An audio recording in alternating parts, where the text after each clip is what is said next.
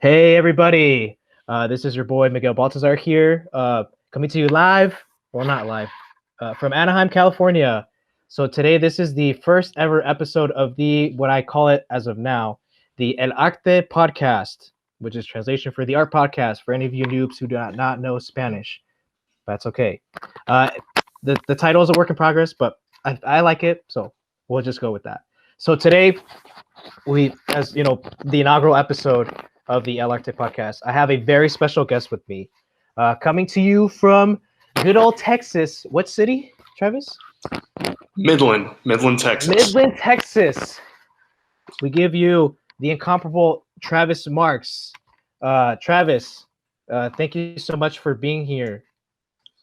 Oh man, thank you for having me here, man. It's super excited. Like when you asked me to do this, several weeks ago, I was just like immediately like, I'm in. I love these types of interviews. I love hearing artists' perspective on things, on, what they do for a living, how they got to where they are, their background, what challenges they faced, their perspective on the industry, all that kind of stuff. And I'm really, really excited, man. And I'm just so grateful that, you asked me to do this. It really means a lot. No, well, it's my pleasure, dude. So just to give you guys a bit of insight on who Travis Marks is. So Travis is currently a storyboard artist on Madagascar, A Little Wild at DreamWorks Animation. Is that correct, Travis? Yes, it is. Okay. Yeah. So yeah, I'm a storyboard artist on Madagascar. Been on the show since May of 2019. Awesome. So that's great that you bring that up because for those of you guys who are just seeing Travis's lovely face for the first time, Travis is still fairly new to the industry, but as he said, he started in May 2019, but as a storyboard revisionist, and is currently rising up in the ranks as we speak. Being a storyboard artist, in a span of what, like less than a year? Because you started May 2019. Yeah, and then I got offered the job, the storyboard artist job, like in, when was it? It was in March, so it was just under a year. It was about 10 or 11 months. Gotcha. Yeah, and I had to bring Travis on because I met him during that time. Was an amazing friend and colleague to be with, and we vibed so quickly. We just had this weird synergy going on that I just really appreciated. That everyone else would just be like on a different wavelength, and we're just like, Travis, I got you locked on. We're ready to go. Synced. We'll just So weird. it's just some weird shit. It's like one of those like Let's do it.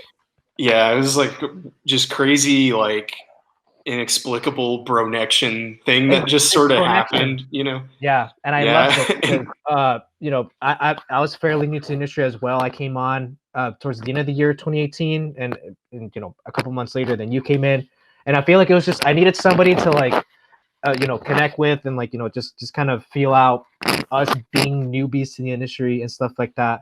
And that's why I wanted to create this podcast. I know everyone's doing podcasts right now, but for me specifically, it's like bringing on people who are fairly new, but also like, are amazing people to be with. So Travis, before we get started, I'll just break down more of your accolades because I feel like the stuff that you've done in a short amount of time has been amazing. So, as we said before, started really, started 2019, got promoted fairly quickly for his awesome work. And also just recently too, in I think was it last month or this month, Travis was nominated for an award at DreamWorks through the first annual Story Summit at DreamWorks. He was nominated as a newcomer of the year, and that was pretty dope. I saw that and I was like, damn, bro. Oh, look at my boy growing up. Oh, yeah, there he is. He's all grown up now. And then also too, as we get towards the end of the podcast, we'll definitely talk about Travis's dope ass storyboard guides, which will be coming to you next year. So stay tuned. And I say stay tuned so that way you guys can actually watch this thing. And then bada boom, yeah. Bada boom, bada bing, bada boom. Travis is a very down to earth guy, funny, quirky, and sexy as hell. So look at that face, ladies. Just know that unfortunately he's taken. But I just had to bring that up. I had to bring that up. Sexy as hell on the outside and the inside. Oh man, you flatter me, man. Hey, no, I'm What are you not. doing? What are you doing blowing buttering smoke. me up for, man? I'm not. I'm not I blowing mean, smoke. I mean same to you, man. It's like you walked into the room and I was just like hard neck turn, like, oh, oh. what is that?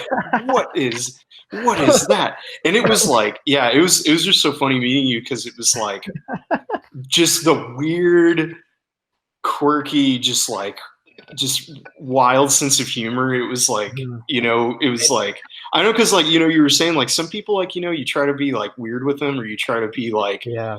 too wacky with them, and they kind of are like, oh, okay, Yeah. like, Yeah. I'm like, okay, fine. I can dial it back. I got it. yeah, But I yeah, think and I think part we, of that.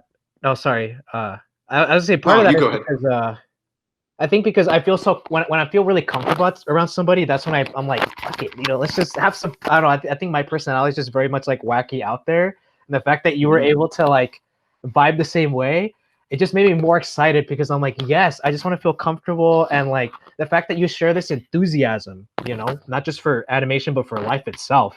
The fact that you are someone who doesn't take these opportunities for granted. Like you and me, we were aspiring artists trying to make it in, right? And for us to feel that same energy and for us to know that we were going through the same journey, it just acclimated itself into that, and I'm really happy to have met you, dude, even if it was just last year. I feel like I've known you for a long time, so I really Yeah, appreciate that, my brother. yeah, man, same here. I feel the exact same way. It was just like sometimes, man, you just meet people and it's just easy, and it's Exactly. just you just vibe, and you don't have to work very hard, and you're just Hmm. chilling comfortable, and Hmm. yeah, and like as far as the silliness and stuff goes, man, like I just decided a long time ago that I wasn't gonna go through life acting like I had to be just Hmm. all business, and like it's like they say that, like, I don't know, I have feelings about like growing up and becoming an adult and everything, that you really should try to hang on to as much of the child in you as you possibly can, because Yeah. that's an important thing for like your overall happiness, but Hmm. also as like being an artist, because like when you're a kid and you're like doing whatever you're doing, there's no like preconceived expectations or Hmm. societal pressure, or like you've got to be this way or feel this way or do it this way. Hmm. It just doesn't matter. It's like you're just a kid and you just have fun and you do it however you do it. And like the same goes with like with art, like I think most people when they're kids, like they draw or they do finger paint or like something, Hmm. and then as they get older, like society tries to tell them like this is good, this is not good, Hmm. and then they get discouraged to not do it. And then there are some Yeah. people, like, that there are some people that they just love it too much and they like want to learn more, Hmm. and then they get better, which makes Yeah. them want to learn more, which makes them want to get better, which makes them want to learn more, and it Hmm. just feeds off of itself like that. And so for me, I think like the most important thing is to don't forget to love it and don't forget to be childlike as much as you can. Obviously, you got to grow up in ways that are important so that you're a functional adult in society. Hey, You can't just be like, man, bills suck, I'm not going to pay those, or like, man, like I don't want to go to work. What blows? Like you yeah. have responsibilities as an adult, but with the stuff that's like not important, just don't take it or yourself so damn seriously, and just don't forget to have fun, Hmm. because it's super easy to forget to have fun. And you just have to find joy and happiness and fun as much as you possibly Hmm. can, you know? Hmm. And sometimes it's like work, you really got to like actively look for things that you're grateful for Hmm. or things that are going well, Hmm. and Yeah. but even if it is like a thing you have to actively think about, it's Hmm. still important to do, you Yeah. know? Damn, dude, So, that was. You're starting up with such a bang, dude. Oh my god. oh Like, man, no, thanks, no, this dude. is such a great thing to talk about, and this is why I like to keep this format loose because a lot of times it's just whatever you feel like is in your heart to just say it. Like, I feel like that's like the best advice people give is in the moment where just like, you know what, I gotta say this. And you talking about how like the kid like wonder, you know, and like for people who are gonna watch this, it's very important because it's finding that balance between maintaining that childlike enthusiasm, but then understanding that you still gotta, you know, be the adult and do that kind of stuff and not take yourself too seriously. And I'll bring this up, like Mercedes Salazar, who homie So of my awesome, life, dude. of our lives. She said that like we're making cartoons. Like, why do we gotta be so serious? You know, and you're touching on such great points. Because actually the first question I was gonna ask you was you know, about your upbringing. Like as a kid, were you always interested in wanting to pursue art, specifically animation, or what was it that, you know, influenced you as a kid? You know, kind of touching on what you're talking about. Right. Where to begin? Just trying to think as far back as I can. Well, going back in time. Yeah, right. It's really back in the archives, right? Yeah. I don't know, man. It's just like like I was saying earlier, like most people as kids, like drew, you know, that's like a very like natural childlike thing to do because it's your way of like experiencing the world with what you have at that point, you know, and there's pictures of me, like my parents have pictures of me where like I'm in diapers with like a piece of paper and a little pencil. And I was drawing even all the way back then. And like, I used to make like, I just always loved to draw as a kid. I just loved. It's my favorite thing to do was to draw. And it was just a great way to express myself, or like, it was also really satisfying to like draw something and like see somebody get an emotional reaction out of it. Like you draw like a stupid little doodle drawing and it makes them laugh, you know, it's like a funny face or like a funny idea, and like getting that reaction from them, like you made them laugh or you made them go like, that's badass, you know, that's so cool, man. Like that was really satisfying and like it motivated me, you know. And like I would also do like, you know, I would like come up with like characters, and like I've heard a lot of people say this too, you know, they used to draw like little comics and stuff.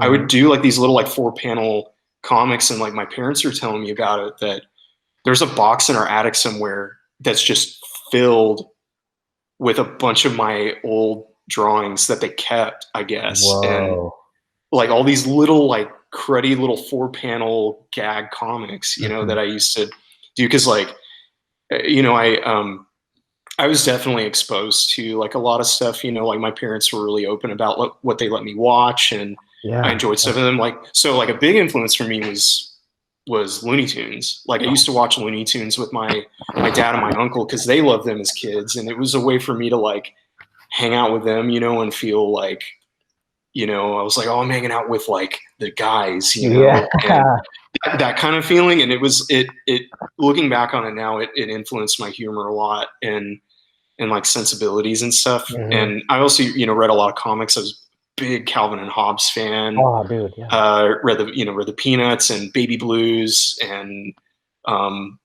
you know, that kind of stuff. So like originally I started out like very cartoonisty kind of like that, like more like cartoony kind of stuff. And, you know, obviously I loved like all of the Disney stuff and, you know, the Disney films. You know, I'm a 90s kid, so I grew up during the Renaissance when all those movies came out that were so groundbreaking and that everyone still loves, and they still hold up and they're still super awesome. And my dad to this day still hates The Lion King because I watched it so much. And he went to, this is a funny story. He went skiing with his friends, and he was just like, finally I get to get out of town and just like chill. And they went to a drive-in movie. It was a double feature, and one of the movies playing was The Lion King. And he just like table flipped like, son of a, I can't get away from it. Yeah. And so like that, I guess like the point of that is like, I watched that movie a lot as a kid, and still one of my all-time favorites. And you know, it's one of those things where like, sometimes like you like stuff as a kid and then you get older and you're like, it's not actually that good, you know, but I loved it as a kid, you know. But like The Lion King was one of those, like it got even better the more I learned about animation and filmmaking and stuff like that, of just like how well crafted it is and how solid it is. And I mean, there's a reason why it's like cultural defining, like, yeah, you know, this huge thing, you know. And also, you know, obviously I was like really influenced by like anime and stuff, because like Toonami came out when we were around like that teenage age, so it was like Cowboy Bebop and Dragon Ball Z, Gundam Wing, Sailor Moon, you know, all of that. Same. You know, all of that was a huge influence on me too, at that like pivotal age where like the stuff you like as a teenager is gonna be what really molds you, you know, Yeah, no, and defines you, you know. yeah. And as far as like being an artist and stuff like that, I always just did it for fun as a kid. And you know, I like you were saying earlier, I grew up in a little town called Midland, Texas. It's out in West Texas, near almost to New Mexico. And there weren't a lot of resources around to like really kind of cultivate that interest, you know, in animation. You know, I always knew I loved it. And actually, like my parents, they did try to do some stuff. Like they bought me a copy of The Illusion of Life when I was like a little kid. And that was amazing to me, that like they clearly cared about my interest in it, because they went out and sought what's like something that like people consider to be a really important book you should read. And I mean, now we know that's like everybody has read that book, you know, and it's like one of the most important things to read like that. And, you know, like obviously like the Richard Williams animator Survival Kit, you know, everybody always is like, it's always at the top of the list, right? But I was young, and like, you know, I was a, you know, turd little kid, and I couldn't focus, and it was just like a book. Like, I just want to draw, you know, reading, you know. But so it just kind of stayed that way, right? And it never was really cultivated or anything like that. And it's just how it happened, you know. And it's so funny how stuff like that happens, where it really just does take meeting one person or one event happening to you that will completely change your trajectory and like what you may end up doing.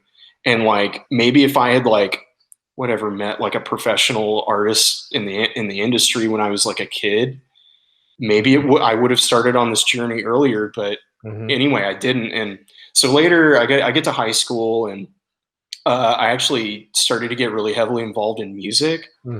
And I was in band and I was a trombone player, and I really liked it a lot. And my dad's a musician too. Like he plays in a band. Him and my uncle play in a band, and they play like covers of old 80s and 90s rock songs, and he plays guitar and harmonica and stuff. So music was always like in my house, you know. And so like, anyway, I decided to do it, and I ended up really liking it. And I was in a really good program in high school, and was like really competitive with it. And you know, it was something I was really interested in. So that's the path that I took initially, and went to undergraduate school at a little small Division II college called West Texas A&M University. It's up near Amarillo in the Panhandle. Went there for undergrad, and I got my bachelor's degree in music ed. And it was a small school. It was close to home. It was cheap. It was a good music ed program. And I went to school there. But then what I really wanted to do, my career goal at that point, was I wanted to teach music at the university level. I wanted to be a college music teacher. And in order to do that, you have to have a doctorate. And so I was like, well, I need to go to grad school then. So I auditioned for a bunch of different grad schools, got into 2 of them, and decided to go to one of them was the University of Texas. Horns. And so horns, yeah. So anyway, I decided to go to UT for grad school, and moved to Austin, and got there, and that's where everything changed, was when I went to UT. Backing up a little bit, whenever I was in undergrad, you know, music was like the center of my world in high school. I just loved everything about it. It made me so happy. It was so much fun. I made great friends, amazing life-changing experiences, all that, right? I get to college, and there was this pressure that now it wasn't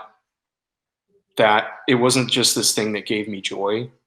It was now your livelihood is dependent on you being successful at this thing. And that pressure over time really, really, really hurt, you know, and it really affected it to the point where I was so anxious that like I couldn't play in front of people. I had really bad performance anxiety. There was one time I was about to get on stage to play in a recital and standing backstage, and my knees were shaking so bad that I almost like stumbled over, like I couldn't even stand up straight because I had just gotten into my head that this was like this life or death thing. Like if you play bad or if you sound bad or if you do bad, it's a reflection on you. You suck. You're a failure. You know, I mean, I was getting really down on myself, you know, and I didn't know enough about myself for like a healthy mentality or a healthy way to deal with these things, you know? And so it just went on like that for years through undergrad, and it just got worse and worse and worse. And then, but anyway, I did play well enough that I got into a pretty competitive graduate program.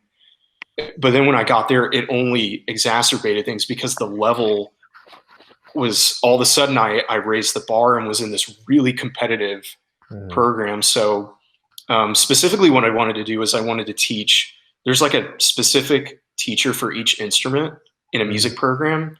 And I was a trombone player, so that's what I wanted to do. I wanted to, you know, be a professional musician, orchestral musician, chamber musician, and also teach college, you know. And anyway, I got to UT, this really competitive program, and it just really kicked my ass, man. And it was very competitive and challenging, and it made me realize that like at one point I did really love this, but that I had maybe was doing it for the wrong reasons, you know. Like it never really quite felt right. It was like that square peg in a round hole. Like I was like forcing it, and it really wasn't right for me. But there were these expectations on myself that like I didn't want to be a quitter, you know, and I didn't want to be like, oh, it's too hard, I'm just going to give up, you know. And like, there were people expecting me to do this.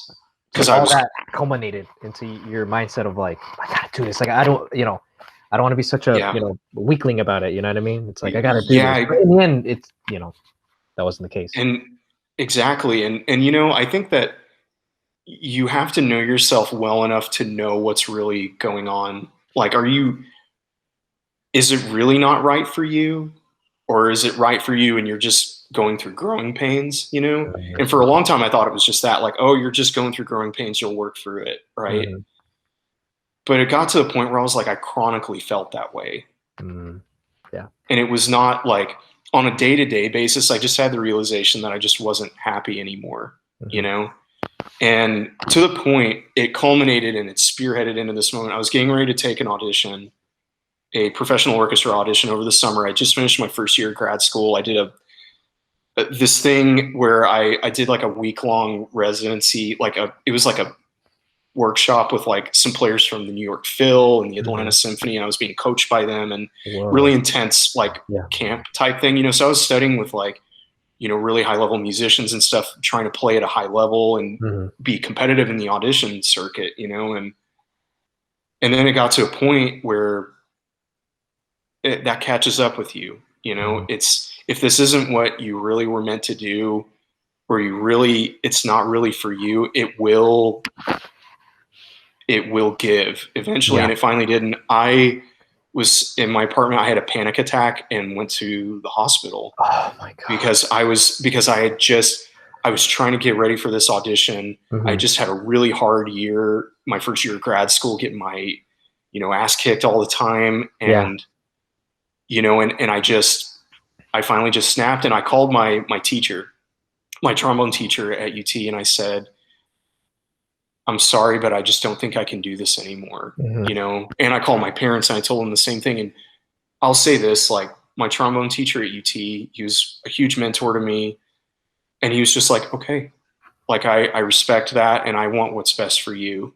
And I still even, like, you know, I talked to him, like, I haven't talked to him in a while, but the last couple of times I talked to him, he was like, how's your animation stuff going? Because he knew I had made that switch, and he just wanted me to be happy. He's one of the best dudes in the world. And at the end of the day, it wasn't about that I was doing like music. He just wanted me to be a successful professional, and he wanted me to have a good life, you know? and I really learned a lot from him. A lot of the lessons I took from him and being in music in general, I carried with me into animation, and I'll get to that in a little bit. Anyway, I'm at this crossroads, right? I'm like, okay, like you've decided you're not going to do this anymore. So what are you going to do? You know, I had one more year of grad school left. Do I drop out? Do I stay and finish? What am I going to do now for my career? You know, I was like really like kind of just free falling at that point. Yeah.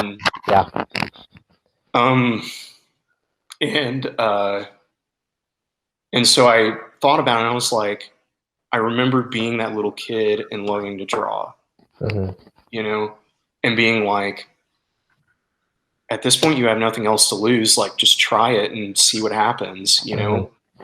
And so I decided, because I only had one more year at UT left, I decided to go ahead and finish the degree, just because I went that far. You know, it's like, just go ahead and at least, even if you're not going to do music anymore, finish what you started, you know? And I'm glad that I did that, because when I stayed that last year to finish up my degree, I took animation classes at UT in the television and school program they had there. And I just emailed one of the professors and was just like, hey, I'm this music grad student, but I want to learn about animation. Like, can I take one of your classes? And like, I was like, what the fuck is wrong with me? Like, he's going to think I'm crazy. And he just emailed back like, yeah, sure. Here's the course number and just show up on Monday. I was like, really? And so I showed up, and just that, I took that class, and like, it was the first time in my college career that I went to a class and I could not wait for the following week to go back.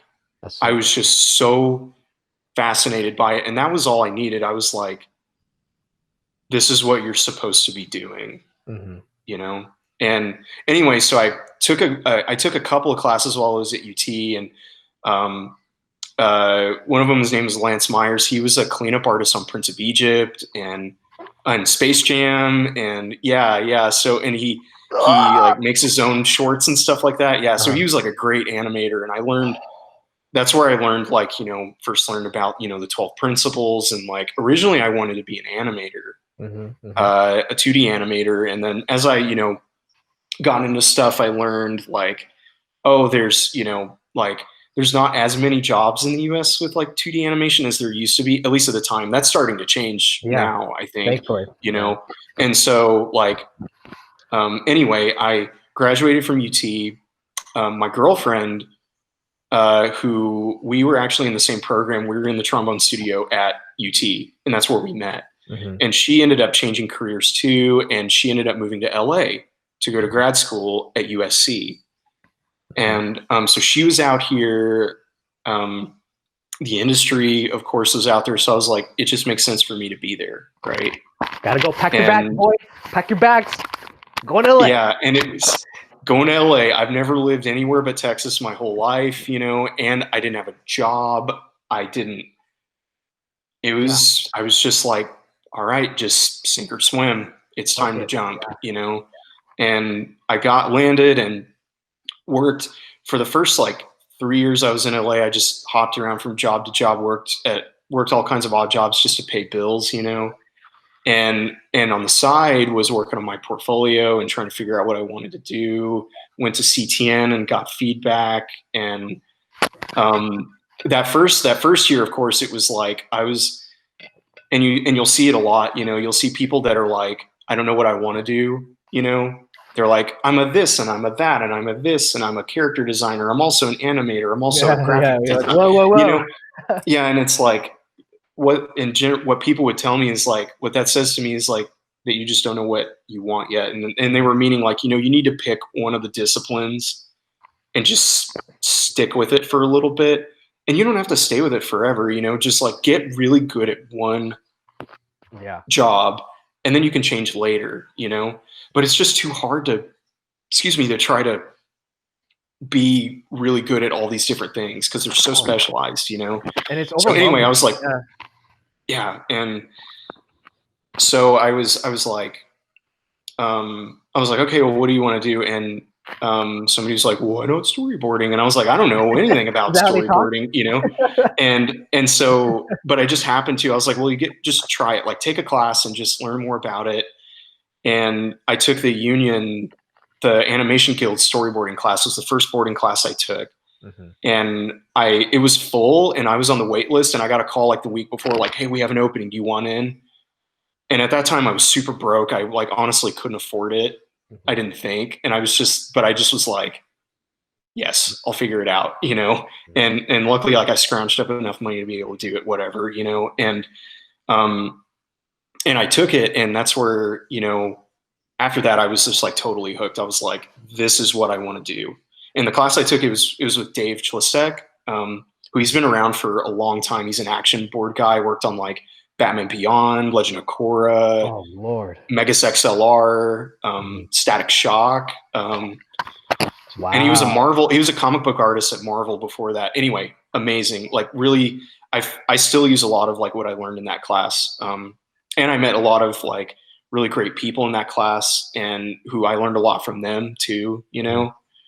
And anyway, then I went from there and I took classes at CDA, and I took, because that's a lot of people were saying, I was like, what are some more classes in town that I should take? And everybody was like, CDA has some really great classes. And I took Tron Mai's story development class. It was the first one I took. Tron Mai. And right. Legendary class. Like so many of his students are like doing amazing things all over town, at board artists, at Disney Feature and DreamWorks Feature and Sony, and directing, and also at all the TV studios. You know, there's like, anyway, I had heard about it and was like, I really want to take this class. And dude, that was the game changer. After I took that class, the stuff I learned in that class was like, after I took it and like the portfolio pieces I had, that's when I started getting test offers, you know, and like, so he really like pushed me over the edge. But it wasn't just him too. It was like the class was full of like other professionals, you know, and like even seeing them, like they're at a professional level and they're still, you know, I mean, he was really like hard on us, and he really pushed us to be better. They're getting kicked too. Yeah. Yeah. Even they're like, I know what to do. He's like, no, you don't. Go back. Yeah, and he would always bring you back down. And man, I owe him a lot, and I have so much admiration and respect for him, and so grateful to what he did for me, you know. And he was hard on us, but man, if you did really well, he would just like, he would praise you, you know. He would be like, you nailed it, you know, but only if you earned it, you know, only if you earned it. And he would also like do this thing where he was like, you know, he would have us rely on each other, you know, and help each other get better and figure out our sequences, you know, like what's broken about these, why are they not working? And because that's what you do on the job too. You like, you know, when you're making this stuff, like, you know, you're working on it together, it's collaborative. And he forced us to collaborate, you know, which was awesome. And I have friends who I still talk to every day from that class, and we grew and went through that experience together, and it was amazing. But and anyway, after that, I took Alan Wan's class after that, which was also hugely like and they were completely different teaching styles, but I got so much out of both of them. And he was all about, you know, efficiency, right?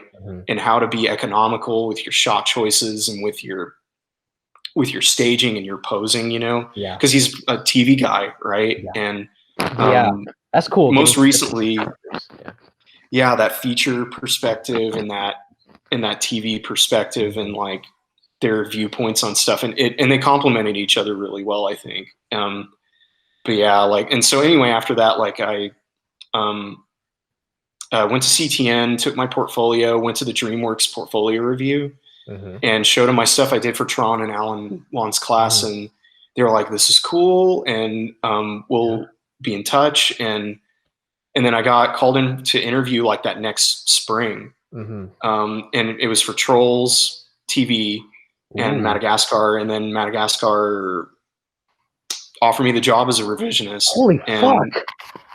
Yeah, there was. So it happened. And I'll tell you, like, the day that, so at the time, I was working at a LASIK clinic over in Westwood, and I was Whoa. on my lunch. I was a call center person, and was on my lunch break, and I got the call from DreamWorks that they were going to offer me the job, Wow.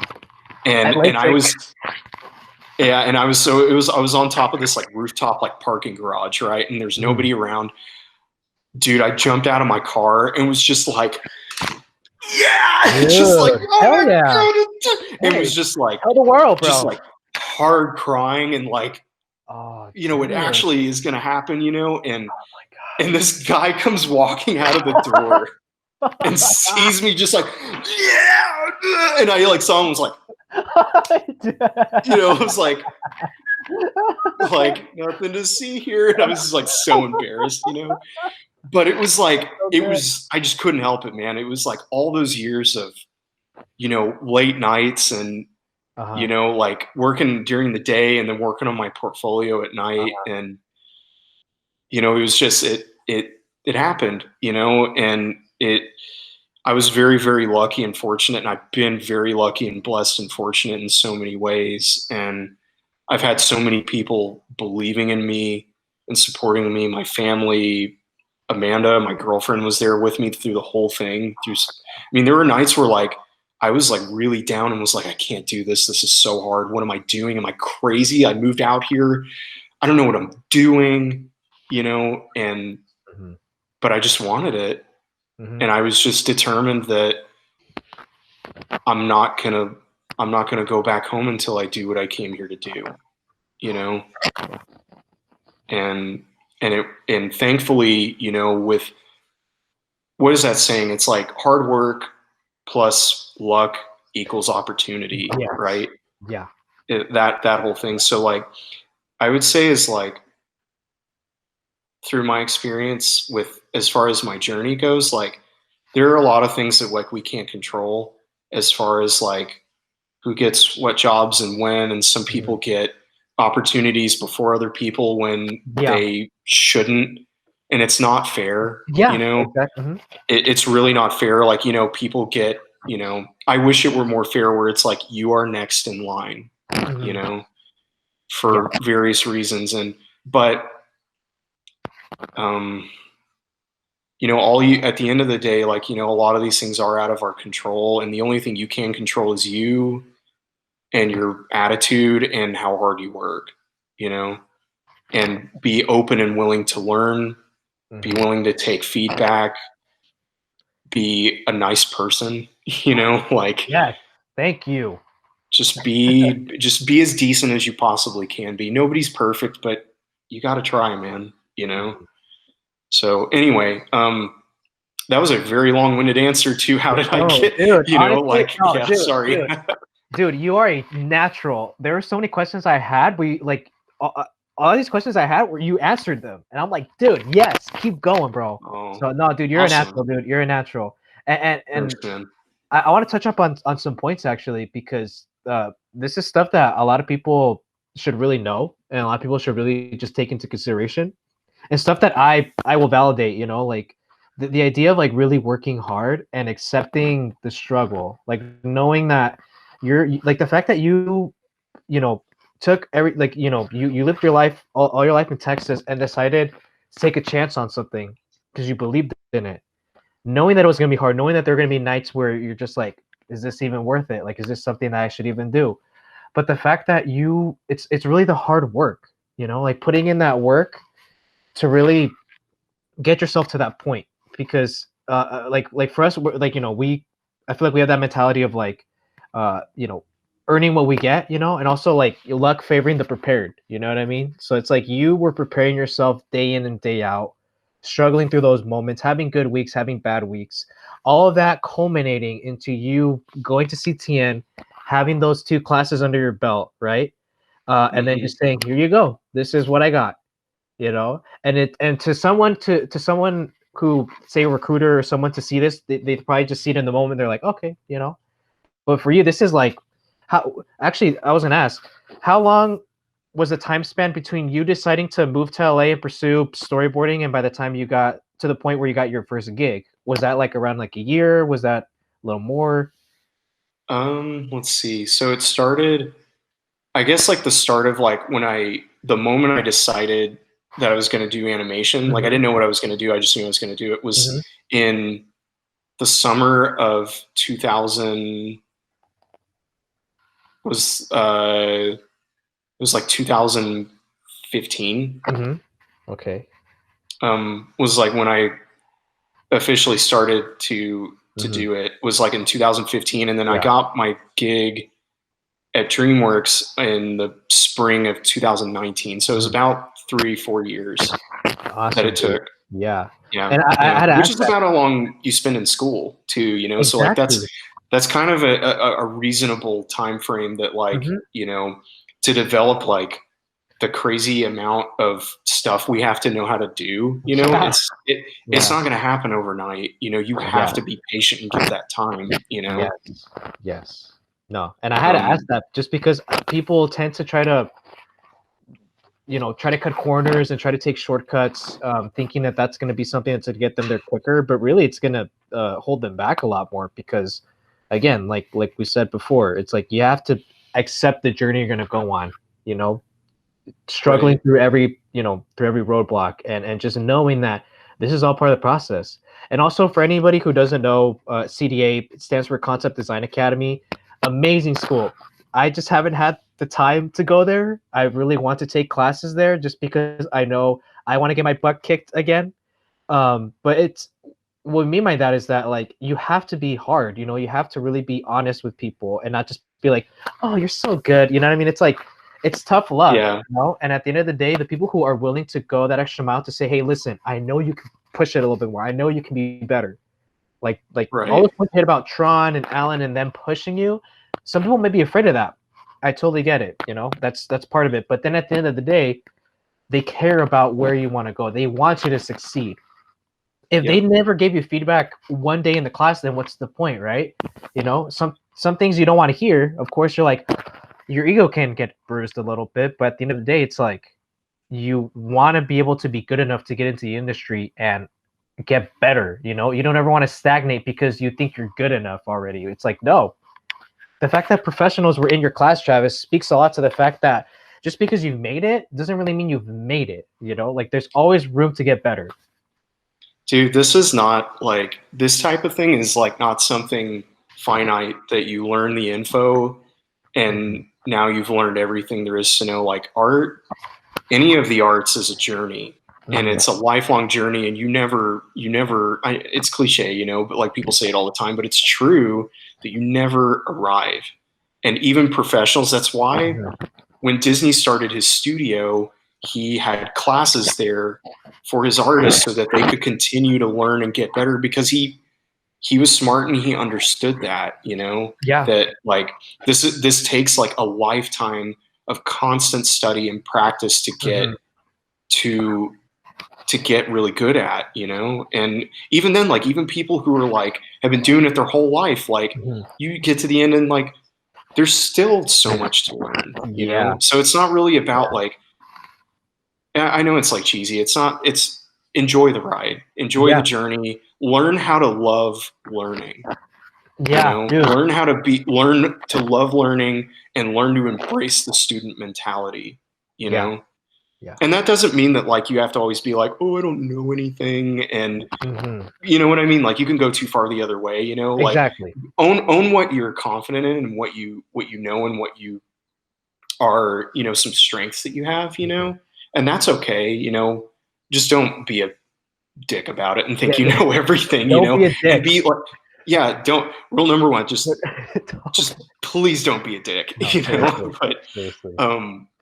But yeah, and honestly, like a lot of like the skill sets that I think like allowed me to be able to do this, like looking back on it, was because of my studies in music, because they're both the arts. They're both arts. They're just different disciplines, and the skills that you have to, the soft skills that I needed, translated directly over to what I needed to pursue art. It's these things like discipline and knowing what the fundamentals are, for like music, it was like in playing an instrument, it was like, okay, today, I have a daily routine where I work on my fundamentals. I work on sound, I work on pitch, rhythm, articulation, I work on orchestral excerpts, whatever it is, and and you can transfer those ideas to art. It's like, okay, I need to know about staging, composition, shot choices, gesture drawing, acting, it's all of that stuff. So it's like the same thing, identify what the fundamentals are and the skills that you need, and work on those things in a focused, targeted way, and so, and it was also just like being a musician at like, when you're trying to be a great artist at a high level, you just have to, it has to be a priority, and you have to be disciplined. And it's not so much about the amount of work that you do, it's that how consistently you do it over time, And, like, and a lot of this, you don't want to kill yourself over it too, finding that and healthy balance. And it's also like one of those things where like, this isn't like a history test that you can cram the night before. You can't cram muscle memory. It takes daily practice. And to be honest with you, like, even if it's like 30 minutes a day, as long as you do it every day, that's better than doing like 8 hours every 2 weeks. Like, it's just not consistent enough for you to build the skills, And so if you want this, you just have to make it a priority. Because it's not going to happen unless you don't. It just won't. You can't expect, it's unreasonable to expect that, And so, like, anyway, like I'm indebted a lot to music. I have a, it's weird because like I have a lot of regrets that like, oh, I failed at that. It was something that I gave up on and I left behind. But to be honest with you, it gave me the skills that I needed to be able to do this. And it's also just like the idea of like looking at what other artists are doing and learning from them, studying them. We would do that as musicians too. We would listen to these great players play and be like, what makes them so great? What is it about the way they play that makes them so compelling, or they hit that emotion, or it's like the way they, it's like, well, this person, like the way they play Bach, or this person, the way they play this, or this orchestra, the way they play this composer, or this, it's, and that's exactly what we do too. We all have our inspirations and artists that we admire, and that we, pick up things that they do or try to learn from them. And that's how we develop our own voice as an artist, So there's so many, I could go on and on, like there's so many parallels between the two. So the transition wasn't as difficult. I just had to plug in art fundamentals in its place, and it just worked, Yeah, dude. And but like the big thing with it is just like mindful, consistent discipline, discipline, not just like doing whatever, like I'm just going to work blindly really hard, but you have to work on the right things, right? If you have to be honest with yourself and be able to look at your work objectively and be like, is this at a professional level? If it's not, why is it not? What specifically about it is it not? Is it my drawing? Are the drawings unappealing? Are they stiff? Are they too loose where there's not solidity? Is it your staging? Is it your shot choices? Is it perspective? What is it? And just target those things and like build exercises and routines to like work on those things. But I think a big part of it too, like that it's working on the fundamentals, but like a big part of it too is like, it's so weird that like whenever you'll hear recruiters or people from studios talk about this with students, they're like, what are you guys looking for in a portfolio? And they're like, well, for one, storyboards, like, what? And that's so crazy to me. I'm like, you're applying for a storyboarding job. You need storyboards in your portfolio. I'm like, it seems like so dumb, but like, so like, obviously it needs to be said, like the only, like honestly, the best way to get better at boarding is to board. You got to do it. Like, bro, seriously, that's a great point you bring up. It's sometimes people are just like, I just want to talk to people and say, hey, can you give me this job? And you're like, but wait, where's the work that you put in? Like, why should I give you the job?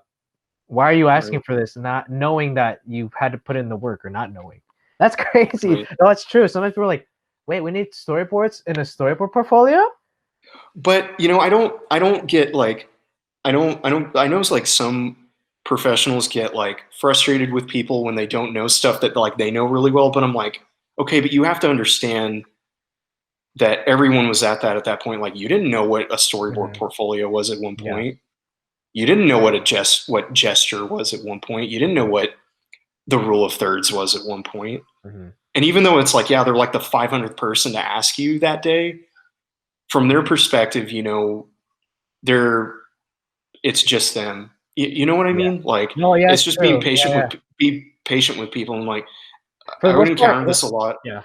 For the most Oh, part, sorry, like, go ahead. no, what I think, like, I think that internally, I'm like, okay, but then I'm saying that, like, if that's someone who already knows what they had to do, like, or someone who wants to do animation, but like doesn't know the obvious. But that's true. Like, actually, you know what? You're right. Like, some people don't really know. You know, if they're totally, you know, new to it or blank on it, it's like, you know what? Yeah, I'll tell you what this is about. You know, if you're enthusiastic and eager to know, perfect. I'm just saying for the people who just want a job and don't want to put in the work. You know what I mean?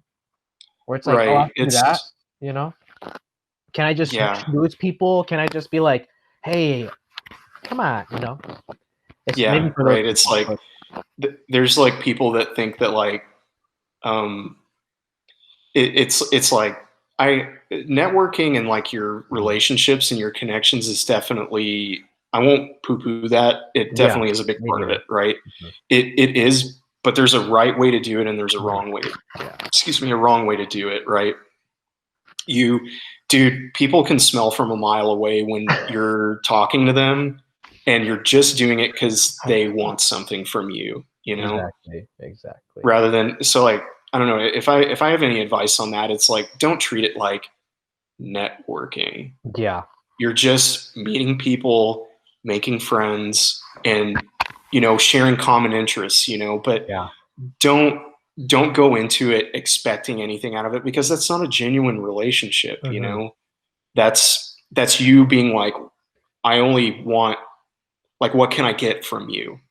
Yeah. Not what, how like, can we, not how can we help each other, or what can I learn from you? And you know, even if you're a student and you're like, I don't know what I can do for you, you know, but like, at the very least, what you can say is, thank you so much for helping me get to where I want to go. And I know that your time is valuable and I really appreciate it. Yeah. You know what I mean? Like, No, even dude, on the money, dude, on the money. Yeah. I don't know, like, it's just it, and I never felt good about it either. Like, I'd go to networking events and I'm like, Same. it's like manufacturing friendships. Like, this feels so fake, you You're like, know? excuse me, sir. Hi. Yeah, Hi. right. I like you. Yeah. No. But I think there's a right way and a wrong way to do it. But I think it is still good to go to those things, because you can meet people and build this support network where you have a bunch of friends who are all trying to do the same thing you're doing, and you can be like, hey, I'm working on the sequence, can you take a look at it and give me some notes? Or, you know, you're there to like motivate and encourage each other. That, I think that's really important too, to have a good friend network that you can confide and trust in, to, you know, show your stuff to and get feedback that you trust, you know? So yeah. I don't know. Anyway, so that's all I have to say about that. Yeah. So good.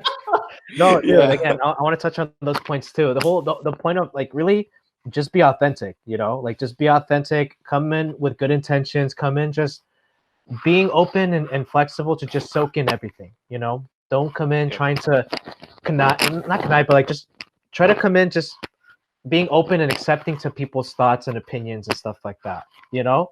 Coming in saying, I want a job, it's like, no, like, know what it is you have to do to get the job, you know, and understand that there has to be certain things to fulfill that pleasure and excitement for that job, not just to get the job just to get it, you know. Like, the fact that we're coming into this, you know, you and I and other great people, you know, just for the perspective, like, we love what we do, we love animation, we just want to pour our heart and souls into it, you know, and we just want to learn as much as we can. And so, yeah, I totally recommend going to those places, because I've met some great people from that too, you know, people who come in with the intention of just wanting to learn, you know, and that's really the key, because without learning, your view on life just stays the same, and there are no options to just open up and discover things, because that's the beauty of it, discovering, and just being like, I didn't know about this. Oh, cool. Let's go on this path, So you're touching on some, Travis, man. Like, I don't know how other people are gonna top this, man. Like, I'm serious. This is, oh, dude. so dope, dude. I don't No, know, I'm serious. man. Like, all these things, I'm like, yes, preach. Oh, thanks, man. I don't know. Just coming into this, like you said, we just try to be as real as we can and speak from the heart, And and it shows. And it shows when someone approaches that kind of viewpoint, right? That kind of attitude. You're like, this person's giving me life, Yeah. And, it's one of those things where, man, like, I think my mom put it really well. She has this saying that I always love. She's like, if you find yourself fortunate enough to be on top of a mountain, then I think you're obligated to reach down and help people up to where you are. Yeah. And I love that, man. I always, so good, dude. so, yeah. And, yeah, my parents are awesome. I love them. They have such good nuggets of advice. Anyway, but that's where I'm at now. I'm fortunate enough that I am where I'm at. And I remember being this struggling student, just wanting so bad to do this, and it is my obligation and my duty to give back the knowledge that I have been graciously given by others, and to help. We're all on the same path. We're just at different points, right? And if I can help somebody move along faster and get to there faster, then you bet I'm going to do that. I feel like it's my duty to do that. And, I don't know. It's one of those things too, where, like, I didn't mention this earlier, but in those 4 years that I was working on my portfolio, I would go to conventions like CTN, and I would bring my portfolio with me. And every year they would be like, work on this and this and this. I would show it to several people and get like a wide range of feedback, and you'll start to see where people say the same things. You're like, your solid drawing needs work. Your staging needs work. Your expressions are working pretty well. This, that, or whatever it is, and you'll start to see, like, if people are saying the same thing, then that's probably a good, that's a cue that, like, okay, this is probably something that, it's not something subjective anymore, and also, like what you were saying earlier, being able to take feedback is super important, because that's the job, is like, and boards by design are expendable, and you may have like entire stuff thrown out that you worked really hard on, and you just have to accept that that's a part of the process, and that you were there for a specific reason to service the story. And whatever needs to be done to make that story great, if your sequence that you did isn't working, you have to be okay with it being thrown out, and serve the director's vision, and also, like, it can, I'm not saying like I don't feel anything when I get notes, sometimes it's painful, but you just have to take that in and trust the process, It's just one moment, right? Like, bit of notes, are like, there's gonna be years down the line where you look back and you're like, I don't even remember that, It's just one of those things. Yeah. It's a small drop of water in like the ocean of, Yeah, in the grand scheme, right? The grand scheme of things, yeah. And I would also say another nugget that really helped me, like, with dealing with feedback, is, okay, it's either one of two ways. You either do good, or you learn something. Yeah. And then you can do better next time. So, like, really either way you win, if you look at it that way, like, and learning it, and like, exactly like we were saying, like, life is all about learning and growing, right? Like, I love this saying that our supervising producer on Mad, Saul Blinkoff, he had this saying once. He just like walked into our pod one day and was like, he had this saying, he was like, in my point of view, we are not human beings, we are human becomings. We are always growing and learning and going towards something, and you never should be stagnant. And I just, like, it was like, like, so awesome, right? I was like, damn, that's a good nugget, right? He's amazing though. He's super awesome. I know, right? Yeah. I learned a lot from him. He's super awesome. Such an amazing, great guy. I've really, really, really enjoyed working under him. But anyway, so, yeah, I don't know. There's so many things that, like, have to fall into place. And, like, I guess it's like, a lot of it is just your attitude, you know? It's how Mhm. you choose to pursue this, and just got to do the work. Yeah, There's dude. no other way, you know? Hey, But Travis, have you seen Nacho Libre? I have seen Nacho Libre. Yeah, it's Okay. amazing. It's so It's a good. classic. It's the best. I love it. He's the best. It's the best. I like it. It's spice. Sometimes I wear stretchy pants. It's for fun. It's for fun. Yeah. Yeah. I'm wearing stretchy pants right now, as we speak. We are going to win. This is something I'm going to ask all my guests, honestly. I have to ask them if they see Nacho Libre. I don't know why it is. I feel like that was something ingrained in me at DreamWorks mainly, because before that, I wasn't really talking about Nacho Libre that much, but I feel like I feel like it was when I was on Boss Baby, or no, I think it was when I was interning, where it was just like, I guess Nacho Libre is my thing now, because Carmen would always like say hi to me, and she'd always be quoting Nacho Libre. I'm like, okay, cool, I'm the Nacho Libre guy. All right. That's you. Yep. Oh, by the way, did you see that one video of him on Instagram where he's doing the WAP dance? Do you see that? In the Spider-Man? Yeah, no, it was the one before that. It was where he was just like in his right. underwear. Oh, dude, his TikTok and Instagram is so funny. He's amazing, dude. I love Jack Black. He's the man. He's so funny. Like there's like that one. He was on like Jimmy Fallon, and he had that like toy saxophone.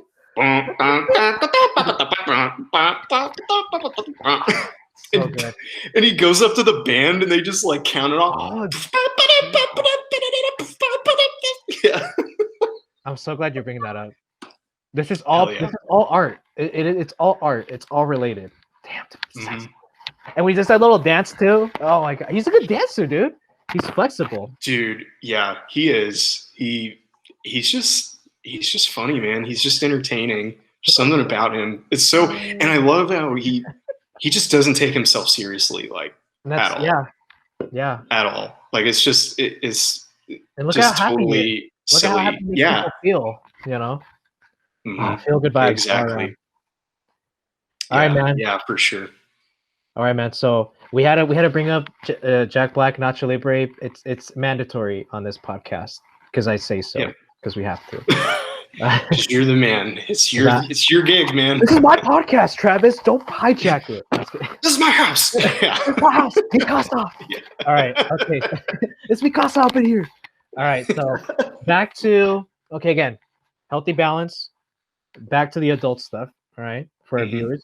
So Travis, now we're gonna go into more specifics on like, your experience at DreamWorks, how that was like, and then just give people like an insight as to how things actually work in the machine.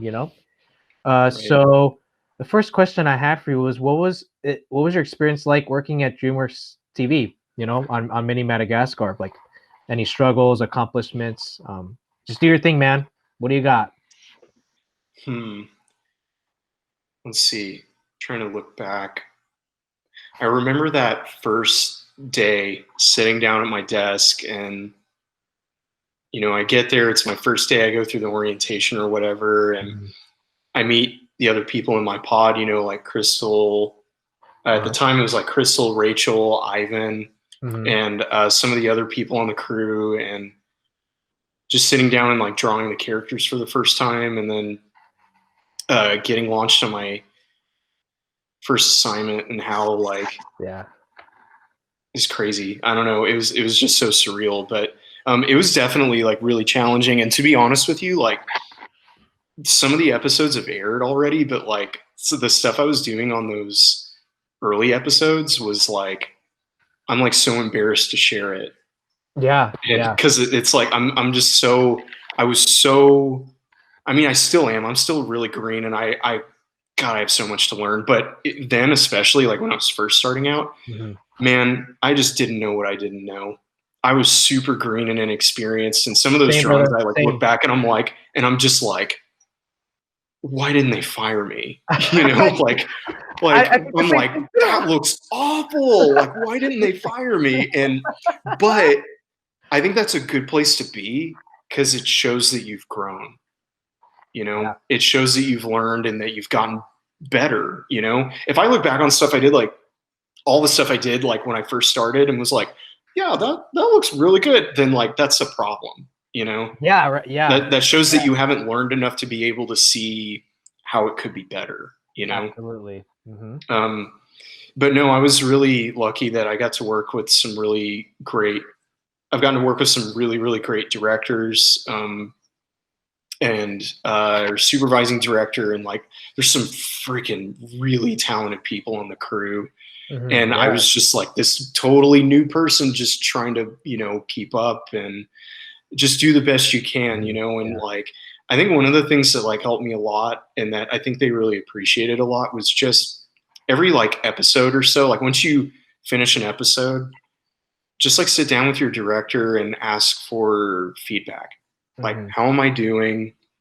What yeah, did you feel like I did like pretty well? What are some things I need to look out for, and just just so that you go through the experience and you know what you need to do better next time. yeah, You're learning, right? And yeah, um and it also shows them, that you have a good humble attitude and that you're teachable and you're mentorable and that you can take criticism without getting super butthurt about it, yeah, and like not taking everything so personally. yeah, Um and yeah, so I don't know. Anyway, uh those first few episodes were, I mean, it was like a huge challenge, because like everything is so new. I'm trying to learn the pipeline. I'm trying to stay on mhm, schedule. I'm trying to draw fast enough. I'm trying to learn how to draw these characters, trying to learn the show, yeah, learning working with a director. Like there were so many things that I had to pick up, and you yeah, just all you can do is the best you can do and hmm, ask questions, hmm, and just all you can do is your best, and luckily it absolutely. worked out and they were really patient with me. And not only did my directors mentor me and I learned a lot from all of them, and they were all completely different. Like all the directors I've worked with have completely different styles and approaches to this stuff. And Hmm. um, it's but you learn something new from all of them, Yeah, you have to adapt and to their different styles, being like, okay, this yeah, person wants this and this person wants that, and that's part of the learning. their sensibilities, right? Like Hmm. some of them, this director may be a little bit more cartoony sensibility wise. This person's a little Yeah. bit more cinematic. This person likes a lot of gags. This person's more about emotion. You know what I Hmm. mean? Like, or they're like, this person's like cool with this type of gag, and this Yeah. person's like not really about that. So you probably can't do it with them. Hmm. Um, Yeah. but also, I mean, I think a big part of it too is like I was really lucky to be with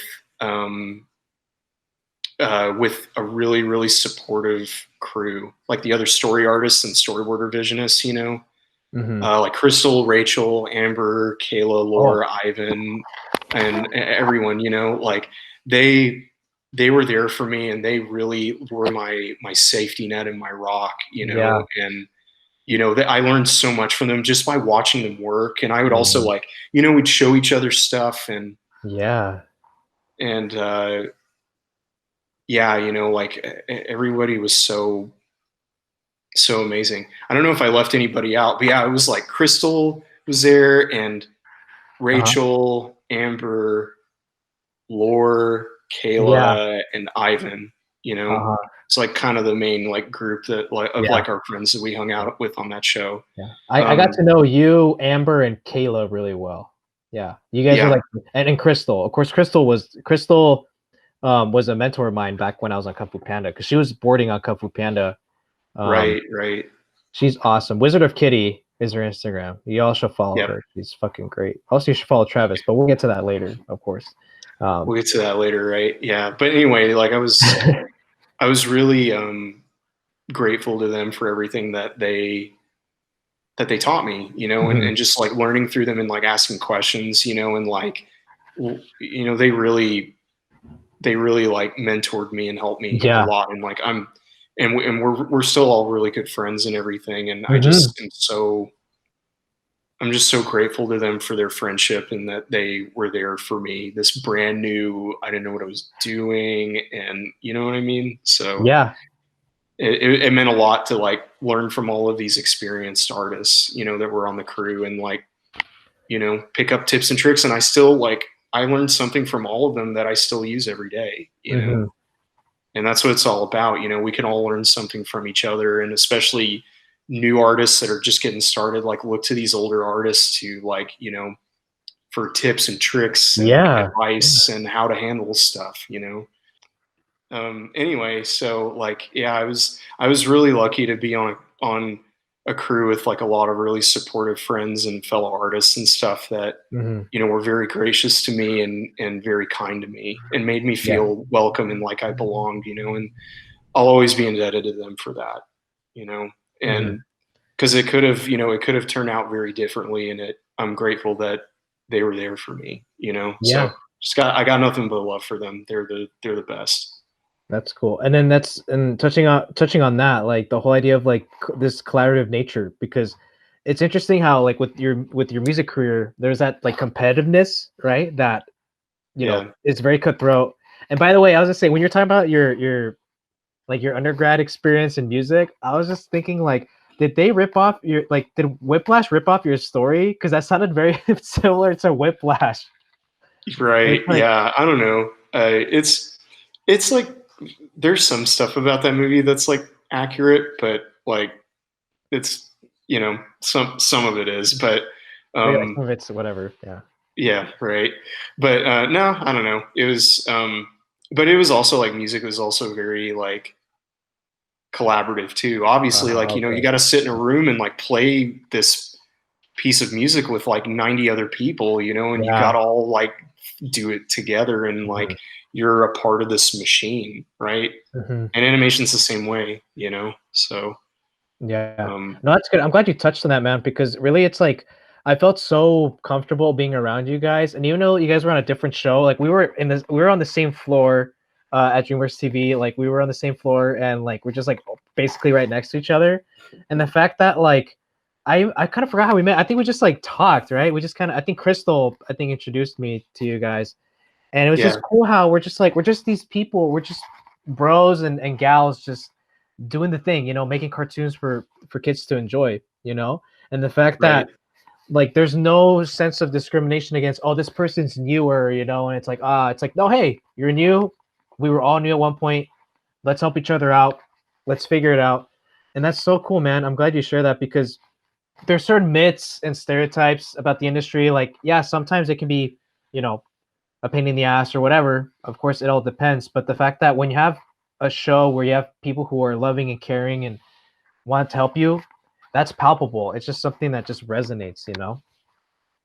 That was one of the things that impressed me the most, like when I was first getting into animation, was like people would tell me like, you know, you could just like message somebody on like whatever, Tumblr or Instagram or Twitter or Facebook or whatever, and just ask for their feedback and send them your stuff. And like a lot of people are like pretty, you know, like they'll be willing to help. And that was such a foreign concept to me. I was like really? And I tried it, and sure enough, like, you know, I would reach out to professional artists and stuff, and they would, you know, like, and they would give me feedback that was really, really helpful. Like they took so much time out of their day to help, just help some rando from the internet, you know? You're like, I am not worthy.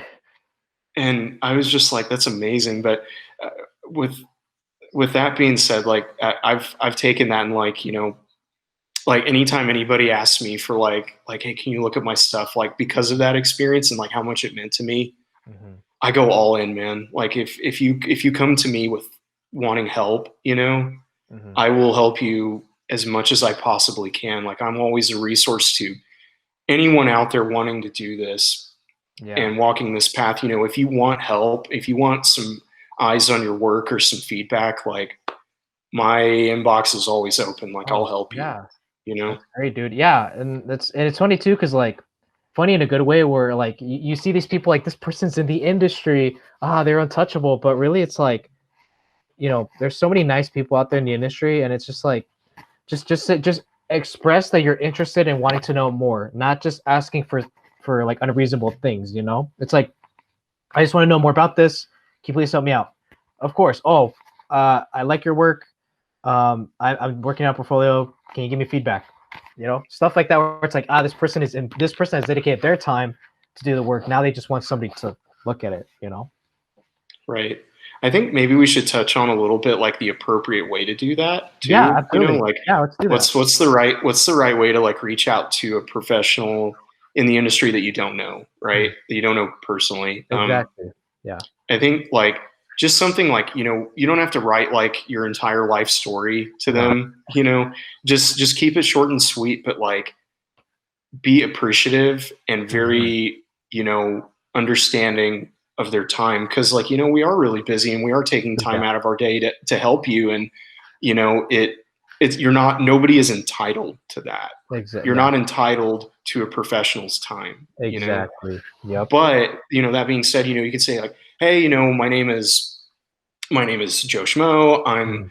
I'm an artist wanting to work in animation. I'm wanting to be a storyboard artist, and I was wondering if you would be able to take the time to look at my portfolio Yeah. and let me know what you think. Like, how can I improve? And Yeah. I would really, really appreciate it. Like, whenever you can, whenever you have time, you know, no rush. And Yeah. then like, okay, so you send that message to them and you send your stuff. If they don't respond to you, you know, then I wouldn't reach out to them again. You know, just like once is Yeah, don't enough. take it You know, personally. It's like, listen, yeah, maybe you caught him at a bad time because again, we're all busy and we're not just working on industry stuff. There's also personal projects on the side, and so it's like give it a shot, but don't be like pesky about it. You know what I mean? Like, yeah. Like, don't like start blowing up their email, it's being like, like, hey, have hey, you looked bitch, at? Have you looked at? Yeah, yeah, right.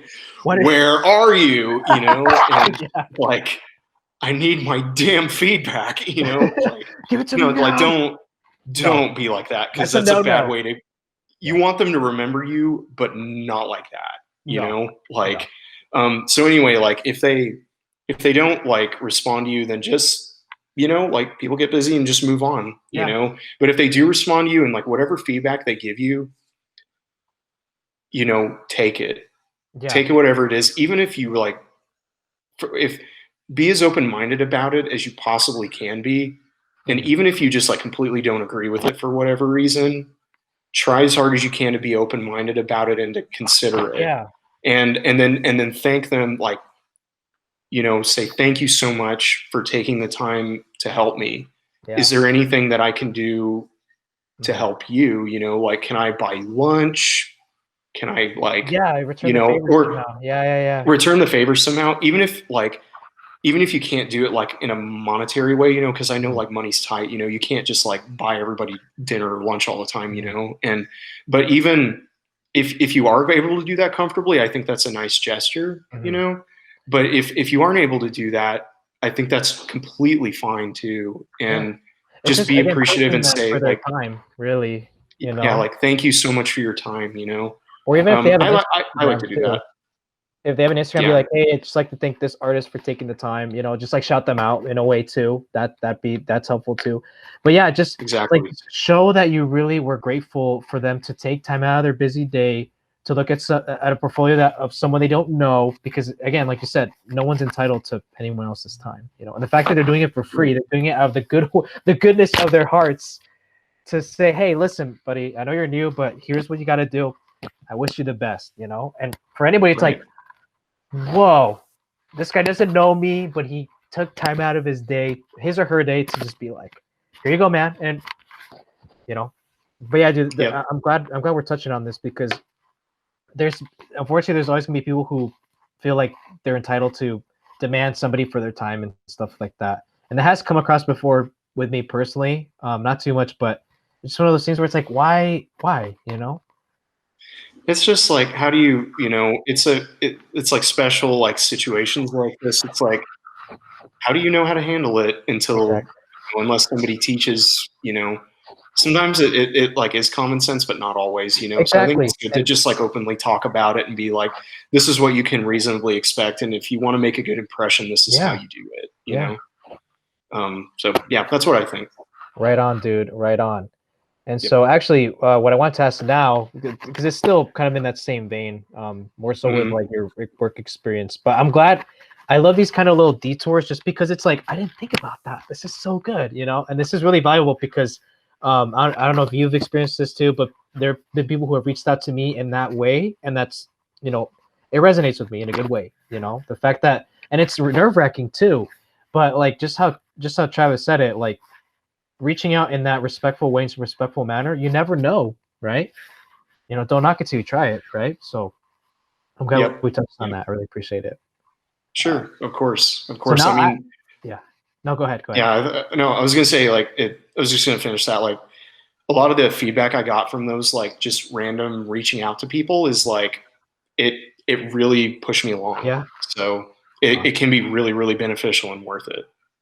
Have you had anybody reach out to you like through like social media or anything like that? I'm just curious. Have you been able to return a favor?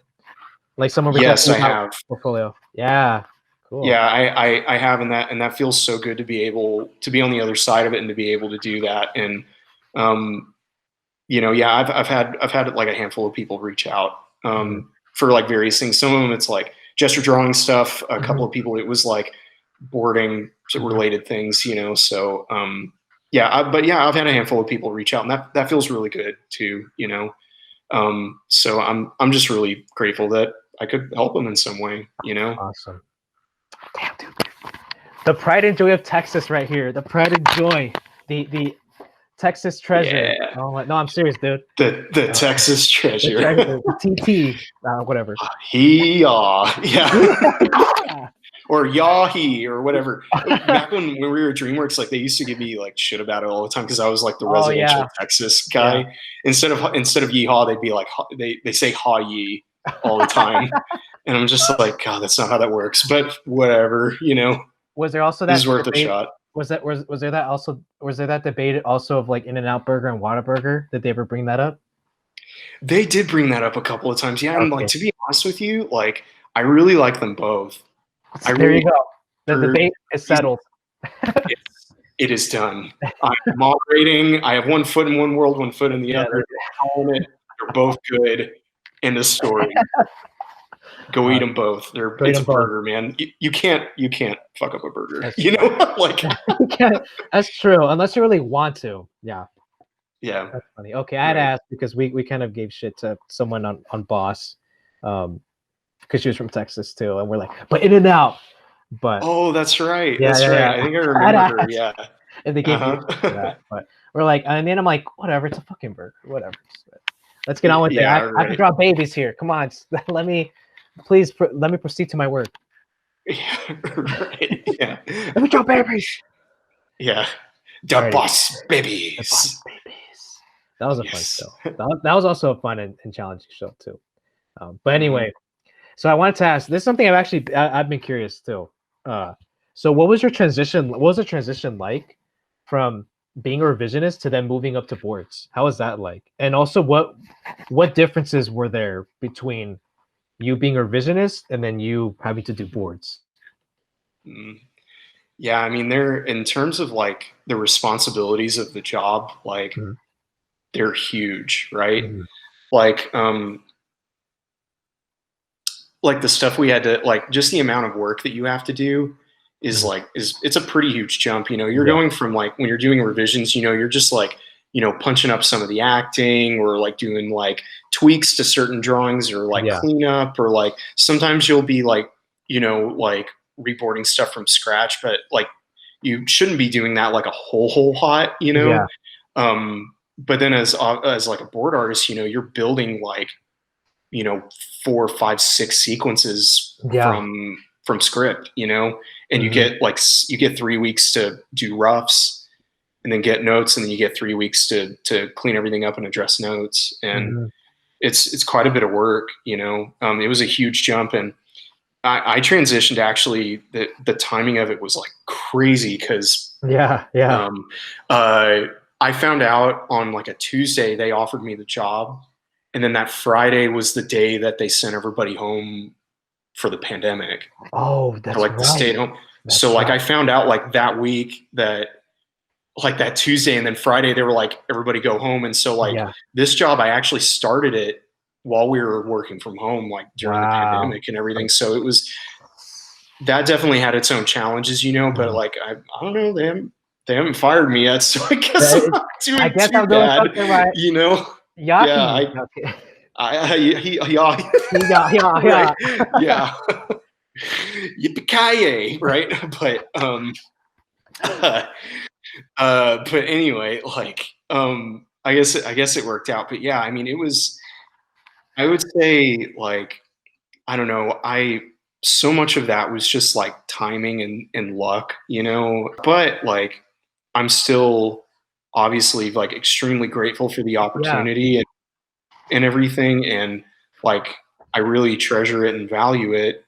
But I know that it's like my mom said, if you find yourself lucky enough to be on top of the hill, you got to pull people up with you. And I was like, I'm going to make damn sure that I earn this. yeah, And that this wasn't anything that was handed to me because I'm like, whatever, they liked me or whatever. It's yeah, because of my work, you exactly. know, Yeah.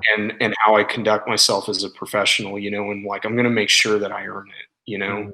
and I hope that I've done that. And I'm going to continue to strive to be better and to earn, you know, Mhm. what I get to do because we're very lucky to get to do what we do, you know? Mhm.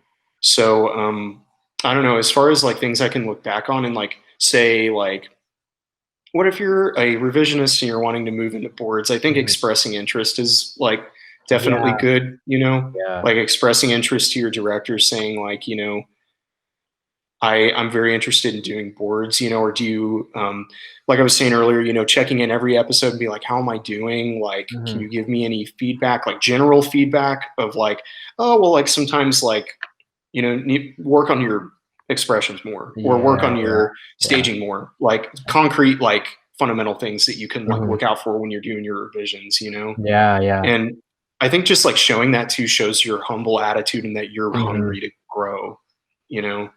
Um, and again, like, you know, a lot of this stuff, like a lot of planets have to align for this to happen. You know, some people, Uh-huh.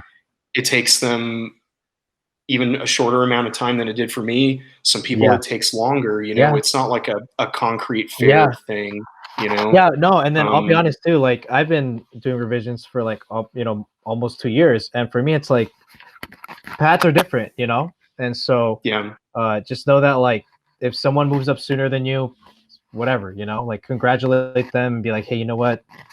They earned it," and then you just keep going from there, you know? And a lot of it's like you said, just feeling like you wanna earn this and then just going at it, you know? Taking advantage of that opportunity. exactly. Like be grateful for the opportunity that you've been given, you Yeah, know, and it's just one of those things where like, you know, we're all on the same path. It'll happen at different times for different people. And yeah, all you can do is focus on what you can control, which is advocating for people that you feel like deserve to be moved up, you know? exactly. Mhm. Like if you're a board artist on a show and you see a revisionist and like they're it's their time, you know, they've earned their key, you know, they've earned it and they are doing really well. Tell the directors that, be like, dude, like they're kicking ass, like they're Yeah. doing really well. I Mhm. really like their stuff, you know. Just Yeah, exactly. be an advocate for them, you know. And Absolutely. I know that's something that like, you know, I'm actively trying to be better at and do better at, you know. Um, and anyway, like I think it's just that, you know, just show up every day, do the best you can, be humble, take criticism well, express interest, and just do work on the side too, like study, Yeah. do fundamental studies, keep working on your craft outside of work as much as you can, you know, like Mhm. don't go crazy, you know, you need to like sleep and have a life, You you need to, know, but yeah. Yeah. you know, like a lot of this stuff is like you just gotta be hungry, you know. Mhm. Yeah, dude. Actually, I wanted to touch on that. Like, this is a great segue because this whole idea about like being hungry, like having this hunger to just not just do the work, from 9 to 5 or 9 to 6 or whatever, but like going beyond that and just saying like this is a lifestyle in a way, right? Like, I think for us, Yeah. art is like in a way our identity. It's like part of us, and Yeah. like for us to like feel who we are, like we have to just be hungry and just pursue that. So the stuff that you do outside of work, like what kind of stuff do you do? Like what's your regimen like in terms of like continuing to get better, like film studies or stuff like that? What do you do? Like, what do you do to just like stay warm? You know, just to keep yourself active that way. Right.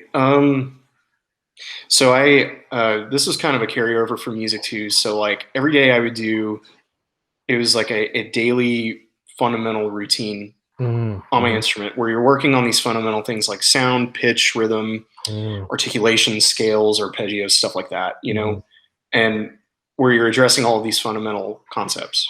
And to get prepared to play for the day. And like, yeah. And I applied the same concept to working on storyboarding, where I do a 30-minute warm up every day before I start work, and every other Wednesdays, like 3 days a week, I'll do film studies. So film studies are where you watch a show or a movie, you pause it during each shot, every shot, and you draw a little thumbnail drawing of the shot, and you draw as many thumbnails as you need to convey like the main action of the shot, like main expression changes, main like movements, like big movements, camera moves, stuff like that. You know, you don't have to like draw like 20 panels for like a shot. You know, for like thumbnail studies, it's like depending on the shot, it may be like more in depth, you know, but just as much as is needed to like convey the shot clearly. And that's like how you learn how to do, like, how do they do all these crazy camera moves? Or like, how do you develop this like visual library of all of these shots and ideas and stuff? And it's by like doing these copies. By drawing it, you're working on the execution. And then what I also do is I take notes and identify like certain filmmaking concepts. And that's where you develop like understanding, right? You're like, here's where the rule of thirds is. Here's where they're using leading lines. Here's where they use soft focus to help guide your eye to the focal point. Here's where they use this camera move in an emotionally appropriate way. And here's how they, you know, motivated the camera move by like the character looks off screen and then you cut, you know, to tell the like story. Yeah, and you pick up on stuff like that. That's how you learn. Because like a lot of times, like people will learn the fundamentals of this stuff, but they don't have the visual library or the ideas to be able to like apply it to their own stories, you know? Yeah. And that's how you bridge that for me, that's how I bridge the gap, you know? So I highly recommend that. And I know a lot of other people feel that way too. You know, people say like, do film studies, you know, and I for one think it was like a game changer for me. Like once I started doing those consistently, I felt like my stuff got a lot better. Yeah. So, and it's very simple to do too. You know, that's the thing where it's like, it's just amazing how the simplicity of it. You just get a piece of paper, get a Sharpie or a pen, and you just go at it, you know, and then you take notes. And other people call it reverse storyboarding. So it's the same thing, film studies and reverse storyboarding. It's the same thing where you're reversing the film. It's a storyboards. But yeah, and really it applies to the whole idea of like where you're talking about music, how you guys would listen to other musicians, right? Like other great musicians and learn from that. It's the same thing with art. You're learning from other artists and you're learning from film directors to just kind of take some cues, right? And it's okay to feel inspired by a certain shot and be like, I want to use this and apply this to my own thing, you know? Right. Like, right. And it's not like you're like taking like exactly the same shot that they are, but it builds your visual library of ideas, you know, and like different compositions or different ways to frame things and like and how they're using the fundamentals in context.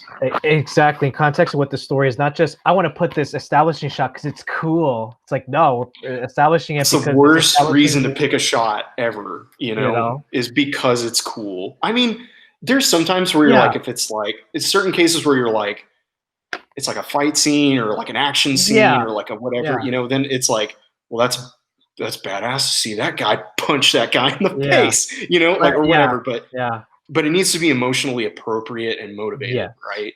And I feel like, and I feel like over time, where it's like as you start to develop that library, that's when you feel like you're more comfortable establishing those shots. But really, it's like for me, and I know for you, it's like having your shots be guided by the story, not just because you saw it in a TV show. You know what I mean? It's like, the thought has to be there. You know, the thought and effort to understand the story and understand it visually has to be there, because the shot becomes cool because the thought was there. You know what I mean? It's like this director shows this shot and it's cool, not just because it's cool, but because they they knew that this shot was necessary for the story to play out the way that they wanted it to, you know. So Right, that's what makes it totally. cool. I think, That's what makes storyboarding cool, is that where you're like, I thought of this, you know, and you're like, wow.